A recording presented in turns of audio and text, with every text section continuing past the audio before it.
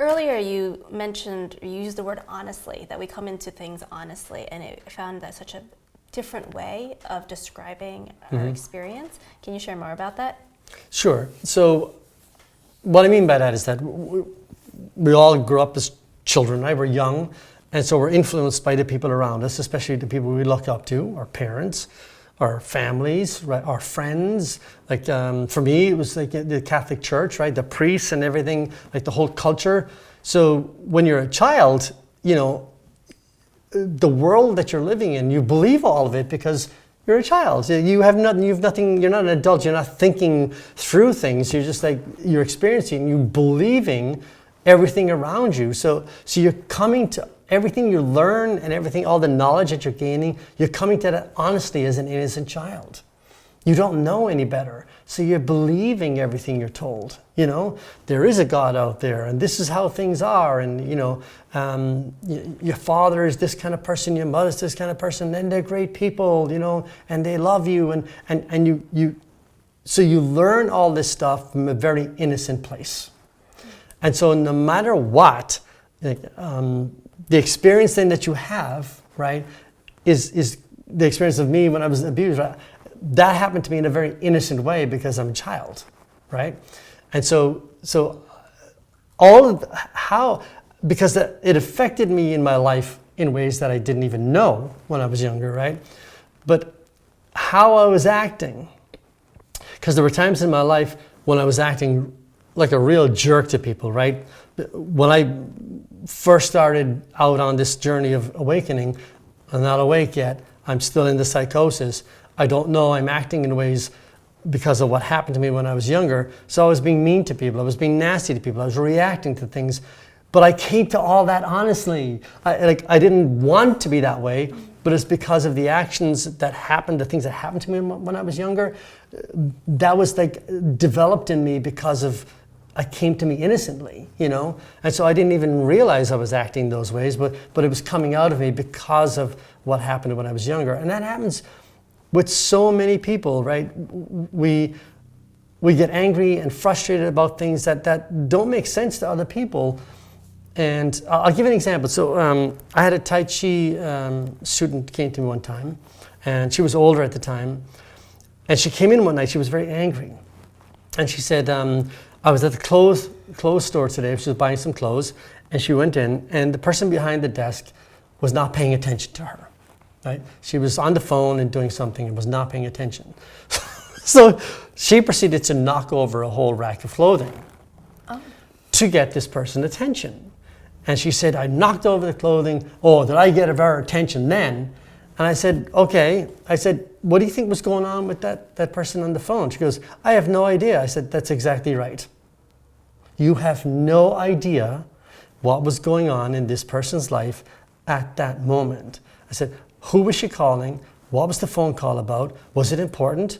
Was it someone saying I'm sick? Was someone in trouble? I said, you have no idea. You just assumed I'm not getting attention, so I'm going to do this. I said, what if she was on the phone with her mother who just told her she has cancer? I said, what then? Think throwing over a rack of clothes is a good thing for this person? I said, we don't know what's going on in other people's lives. You don't know. Even when they're treating you badly, you just don't know. So when you awaken into this and you realize that, you know, from your own experience in your own life, the things that happen to you and how you react, you have to look at other people and say, whatever is in them right now, they came to that innocently. They came to that honestly. You just don't know how they got there. And most of the time, they don't even know how they got there because they have not looked at it yet. So that is true compassion. When you can look at the other person and you recognize that, hey, you don't know what's going on in there. You don't know what that experience for them was like. You don't know why they're acting like this. You have to be compassionate towards that because you're the same way.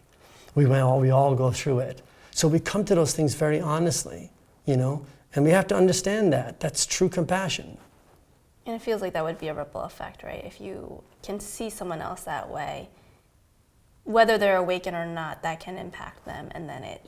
Exactly. Yeah. If you can be compassionate to the person that's angry at you, that makes a difference in their life. Because normally when you see someone getting angry, what's our reaction? Is to get angry. You know, I think you know this anyway, but like a couple of months ago, I was rear-ended in my truck, right? And the guy hit me twice, right? Hit me and then hit me again hard, big truck, but he smashed my truck up. And I got out of the truck and wanted to make sure he was all right. And he got out and he was fine, but he was getting all upset about his car, and he was like, just like, oh my God, it's a disaster. And I said, calm down, we're fine, I'm fine, you're fine, we're all good, it's just vehicles, it's gonna be fine, you know, and you know, it's 2 months. I just got my truck back yesterday. It's been 2 months, and it's actually, you know, the process of trying to get my truck back was tough because they did it wrong. But it's like that, like we talked about earlier, I could suffer with all of that, or just like, okay, I don't have the truck yet, but I'll get it back eventually. And why be angry at the crash, right? It just is something in the physical world that happens, right? And whatever was going on in this person's life, that he's not paying attention to what's in front of him because we were in stop traffic. There's something going on in this person's life that he's not paying attention. What is it? I don't know. I don't know. But I've been in that situation myself where I'm not paying attention because I'm stressed out about something, and something I do harms somebody else. So you have to look at that and say, okay, let's recognize that. Because I reacted like that to him, he calmed down, and everything went smoother from there, and we exchanged our stuff.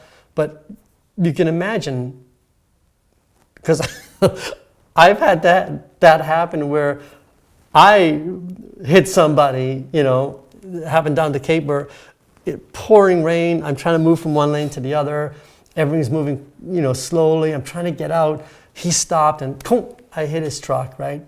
This guy came at me like a fury, you know, screaming, yelling, cursing, banging on my window, like just really, really angry, you know. But again, I just looked at it and go, well, whatever's going on inside this guy, like this triggered something, right? That thing, because it was more like a fender bender, but he got so upset about this. I'm like, there's something out. This just triggered whatever's happening inside of this person. That was just a trigger for that to come out. So there's no point in reacting to that.